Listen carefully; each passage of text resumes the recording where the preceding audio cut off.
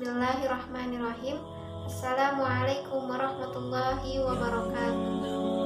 Alhamdulillah, alhamdulillahilladzi an'amana bi ni'matil imani wal islam. Wa nusalli wa nusallim ala khairil anam sayyidina Muhammadin wa ala alihi wa sahbihi ajma'in.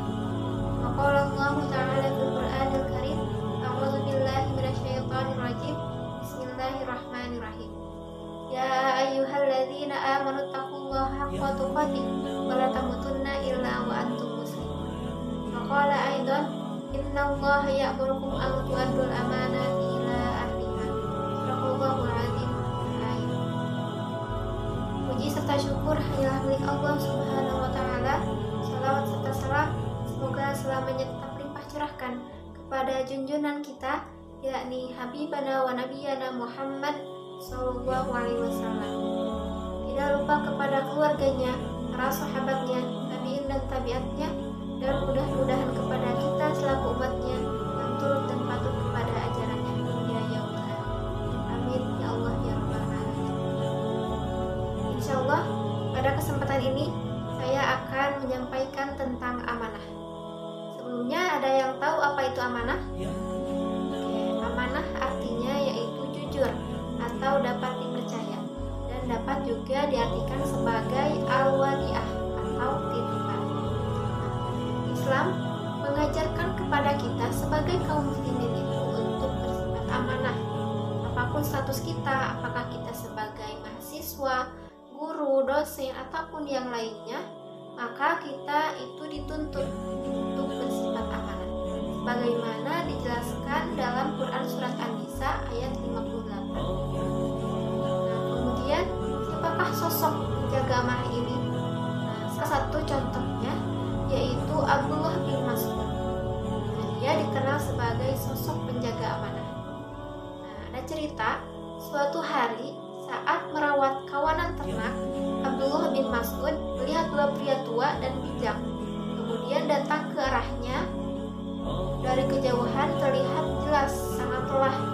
Mereka juga sangat haus. Tampak bibir dan tenggorokan mereka itu cukup kering. Kemudian mereka berjalan mendatangi Abdullah bin Mas'ud. Wahai anak muda, dapatkah kami meminta susu dari salah satu domba agar bisa memuaskan dahaga kita dan memulihkan kekuatan? Kemudian Abdullah bin Mas'ud menolak permintaan mereka. Tidak bisa, domba ini bukan milikku. Aku hanya bertanggung jawab untuk merawat mereka. Kedua pria itu hanya terdiam. Sebenarnya meski sangat haus, mereka itu sangat senang pada jawaban yang jujur. Meskipun diberikan kepercayaan untuk merawat hewan ternak, Abdullah bin Mas'ud itu tidak mengkhianati kepercayaan majikannya. Karena sudah jelas ya, dijelaskan dalam Quran Surat Al-Anfal ayat 27 yang artinya, hai orang-orang yang beriman, janganlah kamu mengkhianati Allah dan Rasul, dan juga amanah-amanah yang dipercayakan kepadamu sedang kamu mengetahui. Dari arti ayat tersebut melarang keras ya, bahwa jangan mengkhianati amanah yang telah diembannya. Di sini ada beberapa amanah. Yang pertama yaitu ada amanah terhadap Allah Subhanahu wa taala, yang kedua ada amanah terhadap manusia, dan juga amanah terhadap diri sendiri. Yang pertama yaitu amanah terhadap Allah Subhanahu wa taala. Amanah yang harus kita lakukan adalah beribadah. Dijelaskan dalam Quran Surat Az-Zariyat ayat 56. Wa ma khalaqtul jinna wal insa illa liya'budun. Yang artinya, tidak semata-mata Allah menciptakan jin dan manusia hanya untuk beribadah kepadanya.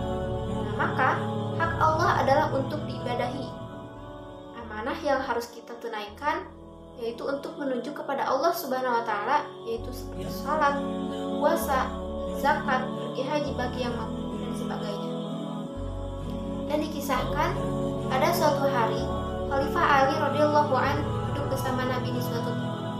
Kemudian datanglah seorang laki-laki kemudian bertanya kepada Rasulullah Shallallahu Alaihi Wasallam, ya Rasulullah, tolong beritahukan kepada hamba apa hal yang terberat dan yang paling ringan dalam agama. Kemudian Rasulullah Shallallahu Alaihi Wasallam menjawab, yang paling ringan adalah membaca syahadat, asyhadu alla ilaha illallah anna Muhammadar Rasulullah.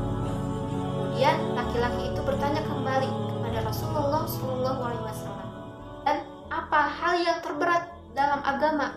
Kemudian Rasulullah SAW menjawab lagi, dan yang paling berat wahai saudara-saudaraku adalah menjaga amanah.